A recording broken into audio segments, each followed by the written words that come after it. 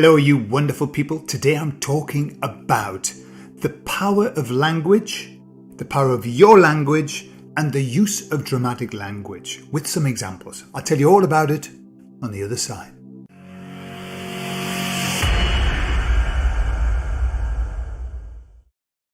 So recently I've been talking about dramatic language. Why? Because I had a message from Vicky Cook. Hello, Vicky. And Vicky said, what's that?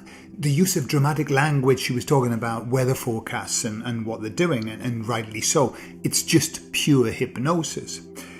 If we work from the premise that everything is hypnosis, then the language we use when we are communicating with other people and with ourselves is absolutely vital. And that's dramatic language. Vital. It's vital. What we say to ourselves is vital. Okay? If I'm not going to use dramatic language, I might say what we say to ourselves is very important. You see, very important, vital.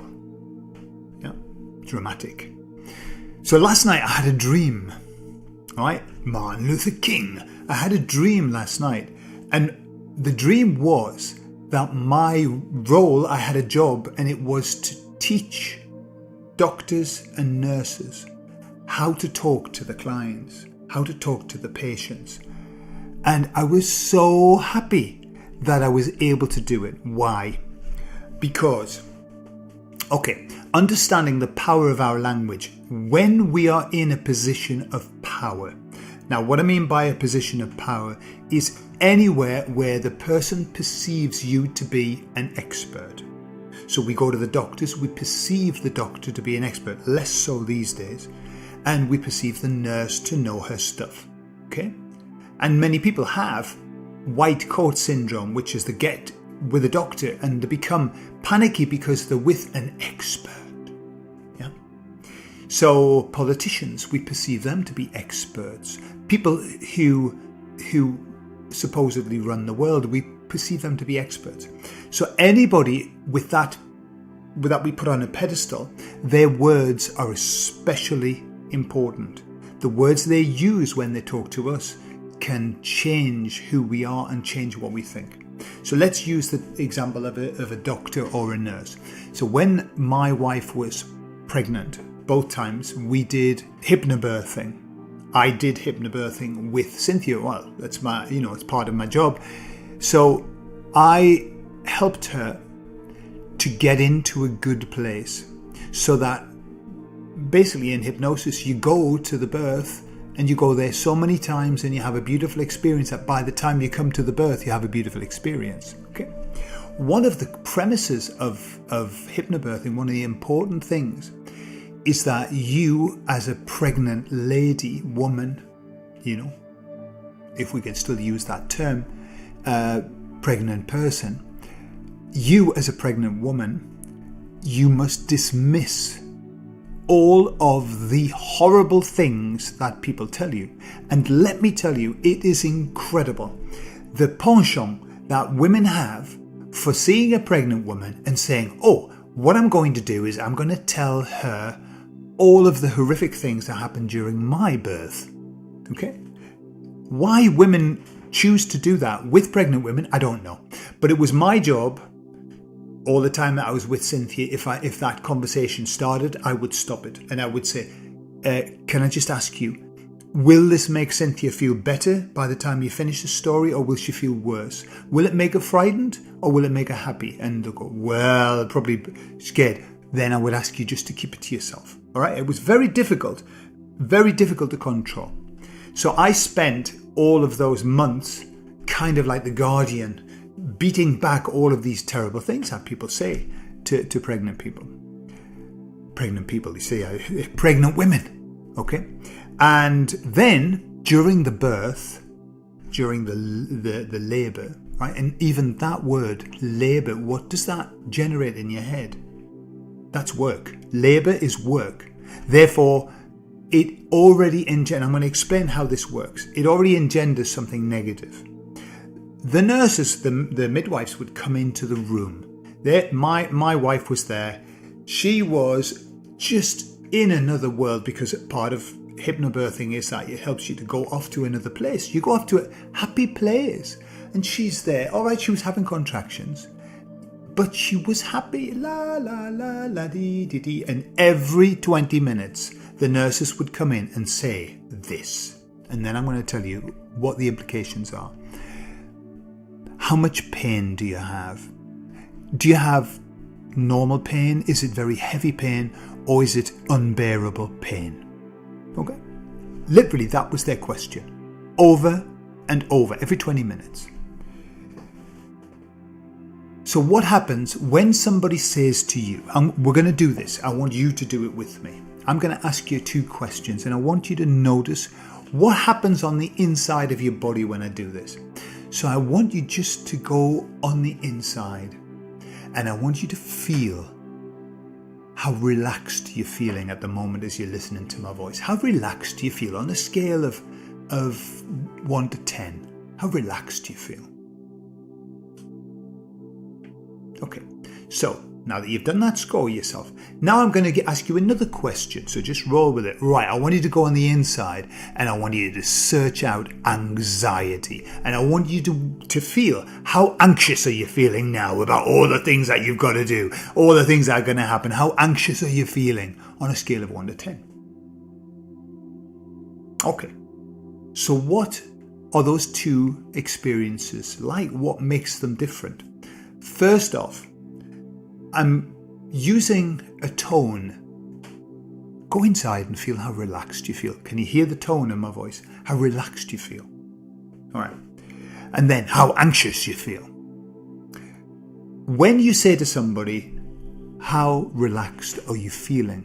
What that person has to do to know how relaxed they're feeling, they have to go inside and look for relaxed. They have to look it out. Right, so they go in with the intention, relaxed. Where's the relaxed? And so they find the relaxed. When you say to somebody, how anxious are you feeling? They have to go inside and start looking for the anxious. Okay.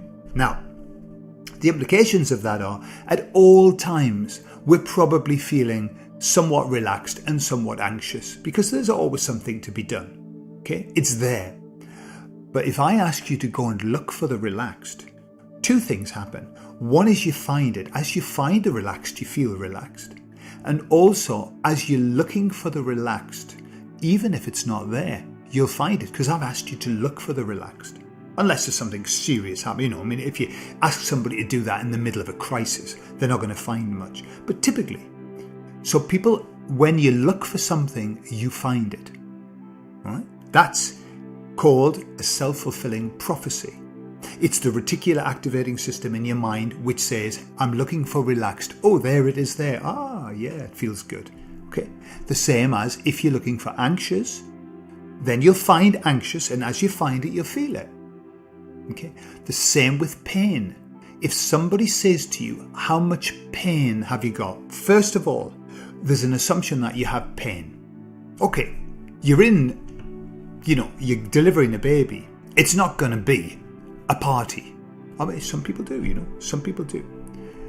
However, it doesn't always have to be painful, because there are periods, with the experience with my wife, there were appearances where she was having that wave of pushing, right? Listen to the words, wave, not a contraction. What does the word contraction make you feel like? Yeah? So it's a pressure wave, a wave of pressure, which is what it is. Wave of pressure. So what happens, it's like everything, you have to create a new vocabulary. A vocabulary that gets away from dramatic language, contraction, pain, heavy labor. That's what they call it. Heavy labor. Now, what does that instigate in your mind? So I'm using hypnobirthing as an example, but I'm going to explain a little bit more. You need a new vocab. So what vocab do we use? We don't say pain in hypnobirthing. What we say is, at most, discomfort. Why? Well, there's comfort stuck on the end. We know what discomfort is, but discomfort isn't pain. Discomfort's a bit, pain is yeah? So we use different language because pain is dramatic language. So, you get the point of what I'm saying is the language that we offer to people can make them access things either for good or for bad. So a doctor, this is, if I were teaching a doctor, the very first thing, what does the doctor say to you? So, what is the problem? Okay, for example, what is the problem? Wrong. What is the problem? What does the person then have to access? First of all, the doctor is acknowledging that there's a problem. Okay? First thing, acknowledgement of your problem. That boosts it. And then you have to go in and start looking for the problem. A good question from a doctor who is how can I help you? Right. What does that do? That is a hypnotic suggestion. That is, whatever you tell me, what I'm going to do is help you. So you are going to be helped by the end of this. So if you see how it works, whatever the doctor says has a massive impact on the patient. So, for example, a doctor gives a prescription, right? And he hands it to the patient and he says this. He looks him in the eye and he says, take these and I promise you that after 2 or 3 days, you are going to feel very, very different. You're going to be so much better. In fact, all of those symptoms are just going to go away. Right, now, let's not get into the fact that we don't want to cover symptoms or whatever, but it doesn't matter. The pills don't matter. It doesn't matter. They could be placebo pills. It wouldn't matter if the doctor looked at the patient and said categorically, take these and I promise you that in just 2 or 3 days, you're going to feel so much better. These will work miracles. I've seen it over and over again. Right. Does the doctor need to believe it? No. But I tell you what, if the doctor did it enough, they would start to believe it.